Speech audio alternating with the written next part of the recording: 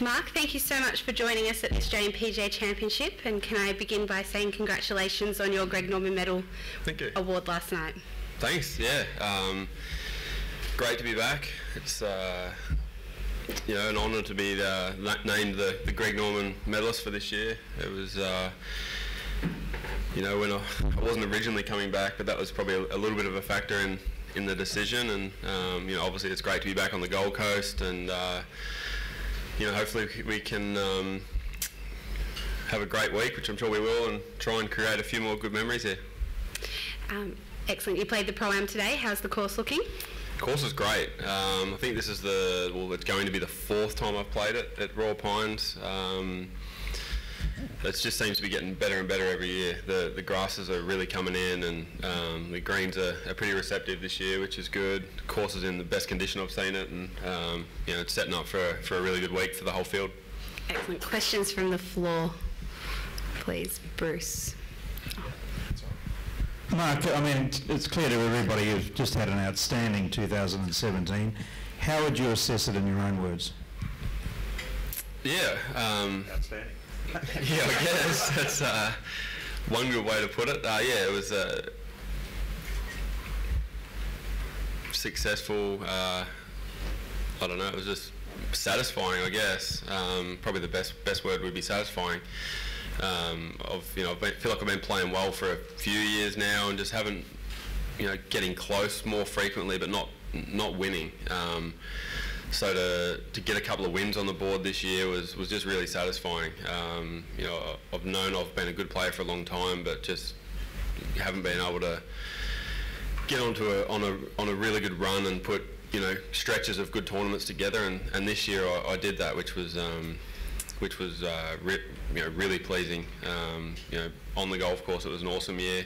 Off the golf course it was an awesome year. So all around it was just a fun year, and I think the golf's a lot easier when you're happy off the golf course and you're not thinking about other things. You can just concentrate on that, and if things go well, awesome. If they don't go well, you can go home and your family still loves you. So I think that perspective has been a big thing this year too. Rod? Marc, obviously a fantastic year for you. What kind of confidence does that give you heading into 2018, and what are your expectations for next year? Yeah, I mean, a year like that definitely it definitely gives you confidence. But golf's a funny game. You think you've got it, which I've thought that once, and I've said to myself I'm never going to do that again, because it really can give you a kick in the butt pretty quick and put you back into place. So confidence is high. Game's in a good spot. Next year, just hope I can do everything like I did this year, just try and improve on a few little things. Goals wise, I don't really set result goals. I try and just do everything right and let the results take care of themselves. That's what I did this year, and it worked pretty well, so I'll try and do the same. But having said that, to contend in a major and hopefully win a major would be the main goal. But a lot of things have to go right to do that. There's only 4 majors every year. You've got to play well on the right week. So, if I can just keep playing the way I have been, play well more consistently, I feel like that gives me my best chance to try and contend and win majors. So, I think my whole career has been baby steps. Started out on the Von Nider tour here, and worked my way to Korea, and then onto the Web.com tour, then the PGA tour, and won, the Travellers, and then worked up to a European tour event, and then, Bay Hill and a playoff event. So I feel like the next step is to try and win a major. So I'll do everything I can to try and do that. Try and keep the balance really good in life and golf, and I feel like that gives me my best chance. Paul? Marc, when we spoke at the President's Cup, you were definitely not going to come back. The baby and the amount of golf you'd played and everything like that. Can you just talk through again a bit more about how much of a decision that was for you, to come down in for the week? And it's great that you're here, obviously. Yeah, it was. With Tigers tournament in the Bahamas, it's only a bit over an hour flight from my house, and you know, when I thought about it, I thought I was there last year when Jace won the award, the Greg Norman medal, and you know, with my form, I thought I was a pretty good chance of winning it, and I just really didn't want to. I just wanted to be there, like if I was to win. You know, it's something that hopefully I will get another chance to win it, and hopefully I will win it again. But I think if I hadn't have come back and won it and wasn't there to accept the award, I would have regretted it, and I try and avoid having any regrets. So, you know, my wife was pushing me out the door pretty much. She's like, you know, you've really got to go. You know, to not come back to Australia for a year is hard for, you know, it's hard for us. You know, we've got families in America and all that, and of course we want to come back, but you know, sometimes you got to put your family first. But you know, when you've got the support of your wife to do it, and that was a big thing, along with obviously the medal. But yeah, that's probably the best way I can put it. Leish, good to see you back home. And mate, how was the day out there? What do you think is going to be the big holes for you this week? What do you think you're going to really capitalise on? Well, I mean, you know, they're all very important. I think driving the ball's extremely important around here because the greens are pretty penalising, and I think it's important to be hitting to the greens off the fairways. If you're getting yourself onto the right level of the green, they're pretty flat and you can make birdies, but if you're not hitting your irons great or coming in from the rough, it's going to be really tough to get it onto that right level, and then you're struggling to two-putt for pars. So I think driving the ball and then, you know, you've got to make the putts if you give yourself them opportunities. So they're the big ones. Par fives are important, definitely. You know, they're all reachable given the right wind conditions. So you know, you've got to make a score there, and then so you don't have to be too aggressive on the rest of the holes, because if you're missing greens in bad spots, things can start going south pretty quick here. Henry. Yeah, Mark, you mentioned once before it's dangerous to think you've got the secret to golf. When was that you thought that you'd had the secret? Honestly, I can't remember. Maybe probably after a really good round, and then all I remember thinking was, I'm never ever going to do that again. Because it's, you know, you can go out, that's the great thing about the game, you can go out and shoot 60 one day, and you can go and stand on the first tee the next day, and you're no more entitled to anyone else to shoot 65 or 85. So that's a good thing about it, and it's a really grounding game, can bring you back to earth really quick. So yeah, I just remember thinking that, but I can't remember exactly when it was. Just quickly, I know you like to get down to Warrnambool when you come back. Have you been down there, and have you been to Warrnambool Golf Club? I know you love getting back there and having a hit and saying g'day. Not yet. I haven't been back. I flew straight into Brisbane. So I got here Sunday, and then I'll head back there for a few days next week. So I'll probably take the clubs. Well, I'll definitely take my clubs there with me. Better not forget them. Yeah, I'll probably have a game next week. It's always fun to go back there and, you know, play the course where you grew up on, learnt the game on, and it just brings back a lot of really, really good memories. And, you know, I've got a lot of friends down there too, so it's good to play, you know, have a game with them. Greg. Mark, what number do you think it'll take to win this week? And secondly, how much would it mean to you to break through for a tournament, win a top level win here in Australia, which is I suppose one of the few holes in your resume? Yeah, it is, definitely.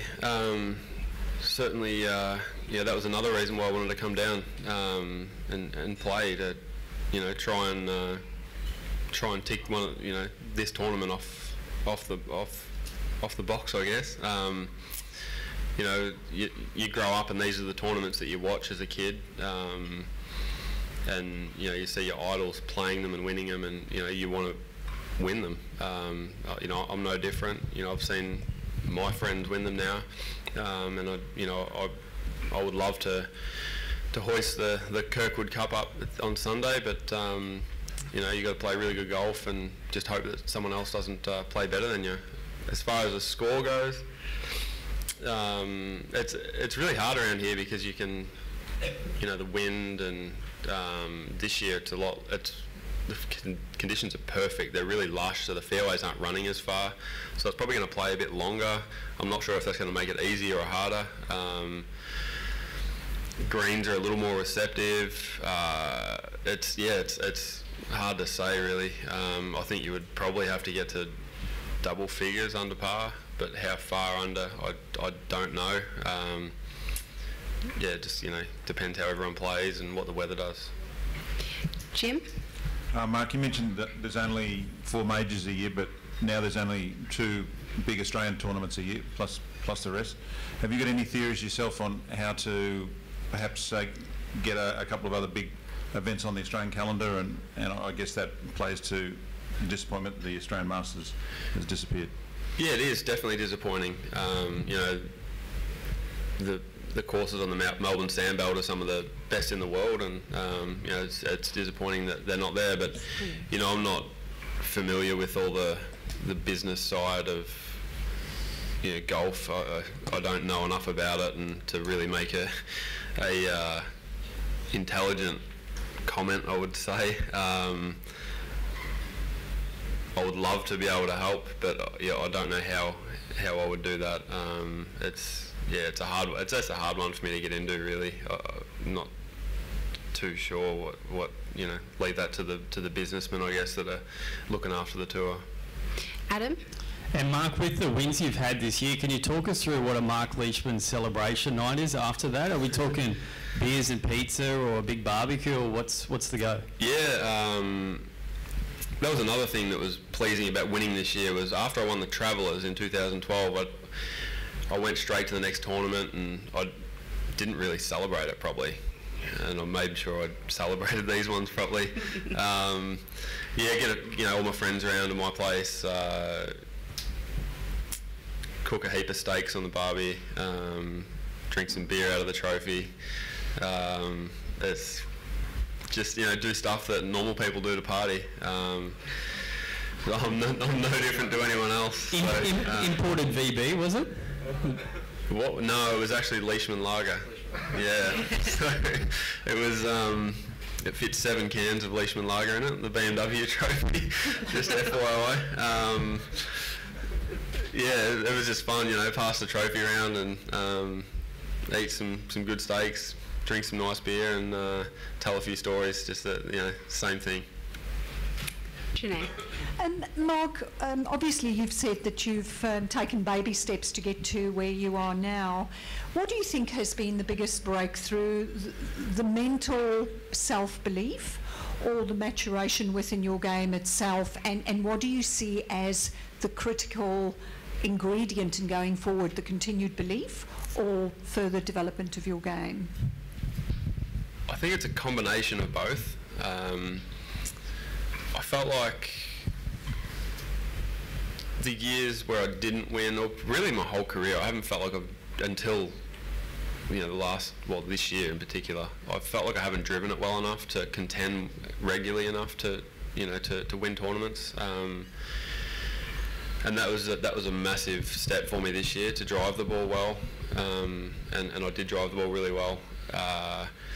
So that's a big one. You know, because if you're driving the ball well, then you're giving yourself more opportunities to fire up flags, and then hopefully in turn more opportunities to give yourself makeable putts. At the end of the day, you still got to make the putts, but I feel like the driver was the start of that, and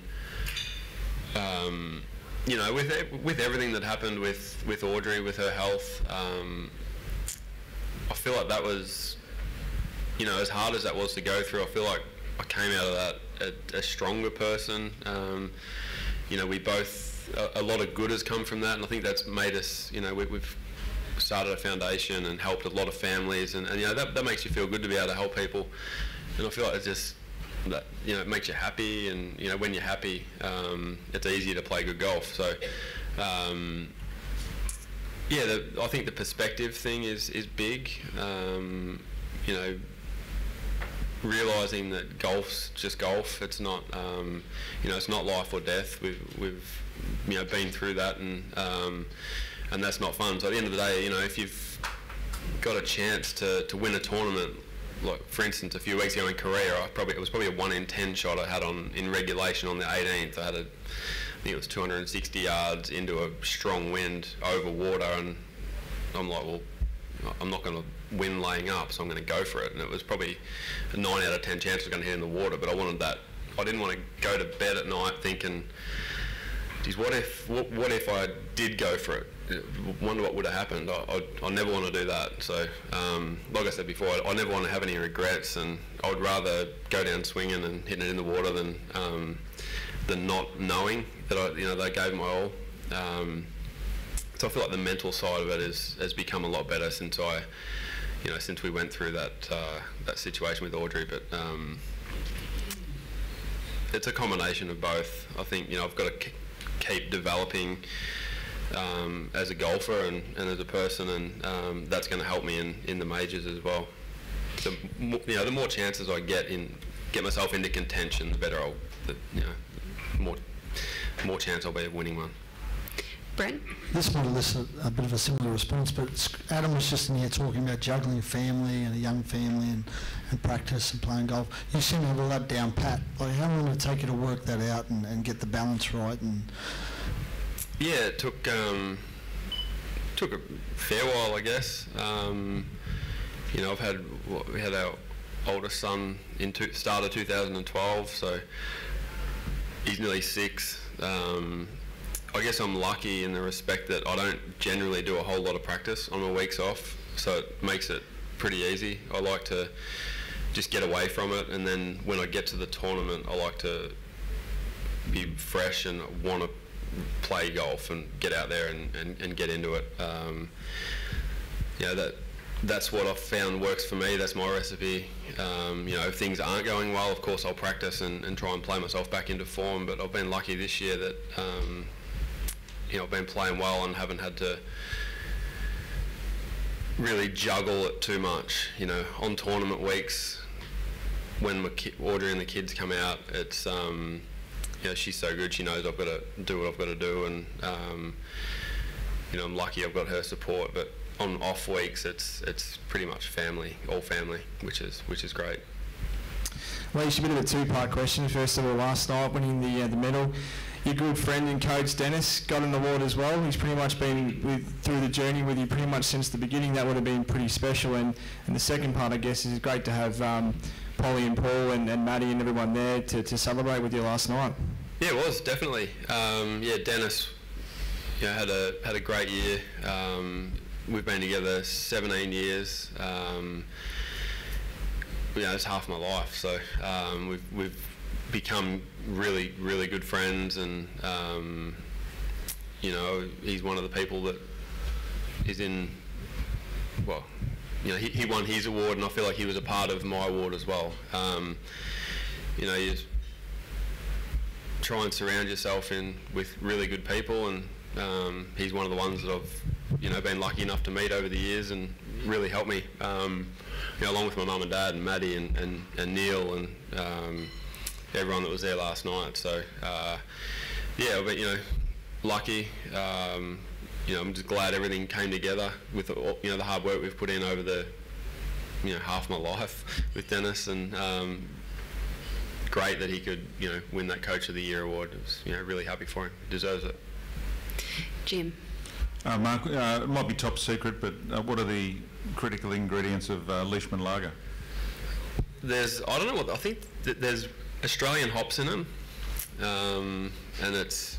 I don't get into the recipe. I just tell them how I like it to taste and drink it. So it tastes fairly similar to Carlton Draft actually.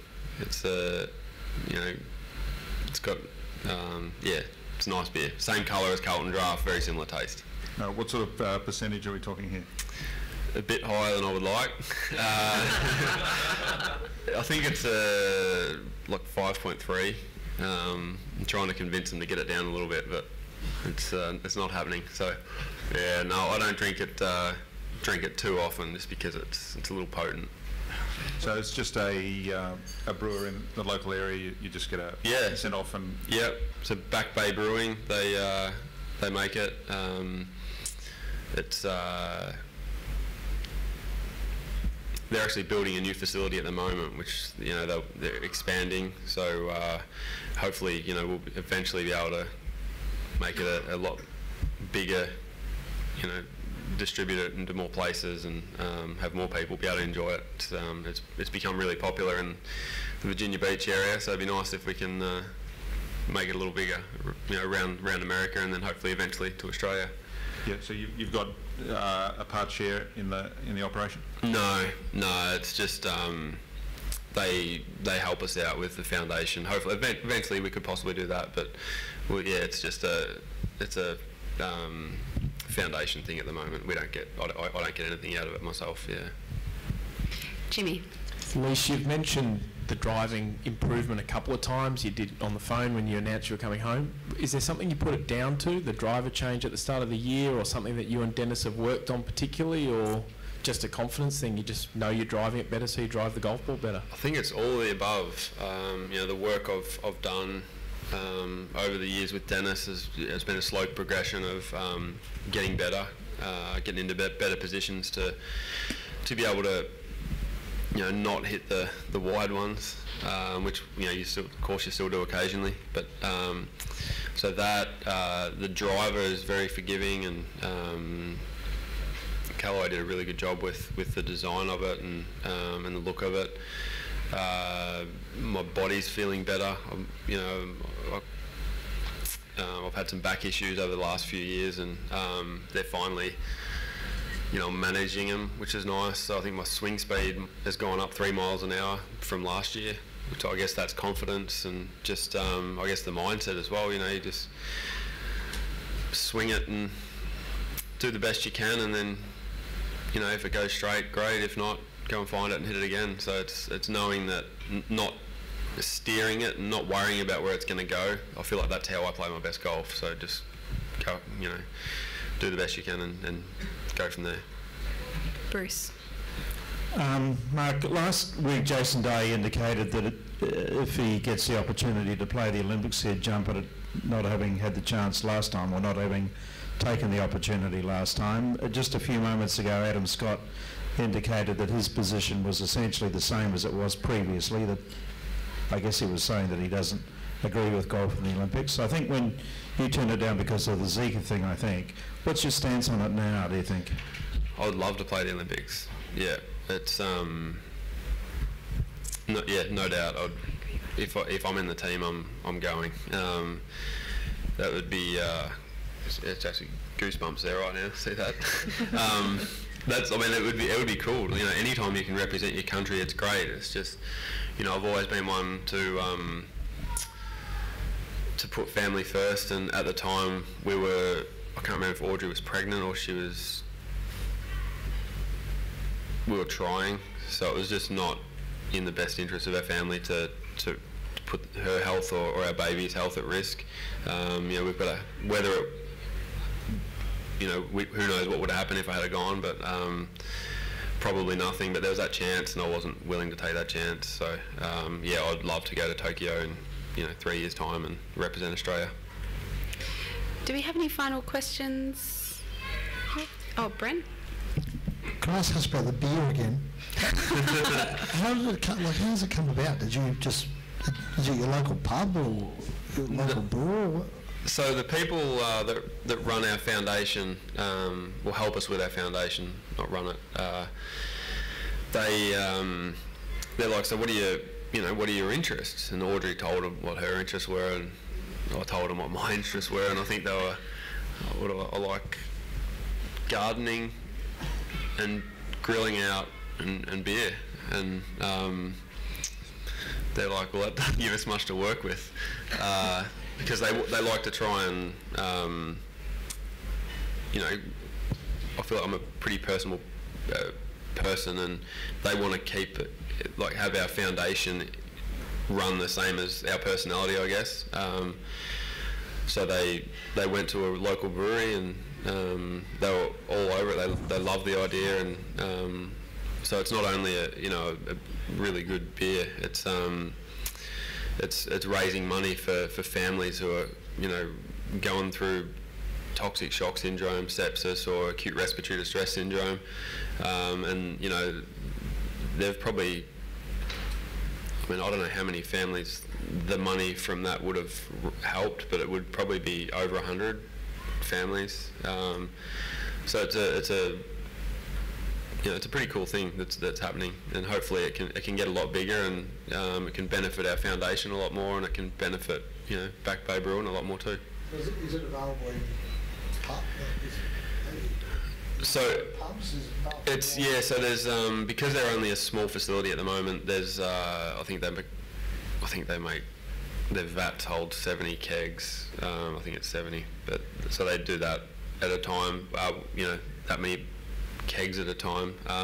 So they get it to as many places as they can. So there's a few places around Virginia Beach that have it, that sell it, and then they have it at their tap room as well. So yeah, it's a pretty good thing to be involved with. Has anybody ever come up to you and gone, are you, like when you go on Marc Leishman, they ever go, are you the guy who makes the beer? Yeah, a few people come up to me and say that. I guess they know who I am, but it's around. I've been living there 10 years now, but it's funny when I went into the to the brewery for the first time. They've got they have to call it a tasting room, and I went up and it was pretty weird asking for a Leishman lager, and the girls had no idea who, like the bar people behind the bar didn't have a clue. It was kind of nice because people was other people were, can I have a leash please, and it was a pretty cool feeling. Is your picture on the label or what? No, it's I've got it on my phone actually. It looks a little bit like the Australian coat of arms. I think there's an emu and a kangaroo on there, and yeah, I'll show you guys after it. But it's a good logo. Their people drew it up and was perfect first time. All right. Excellent. Thanks so much for joining us today, Marc. Best of luck this week. Made me thirsty.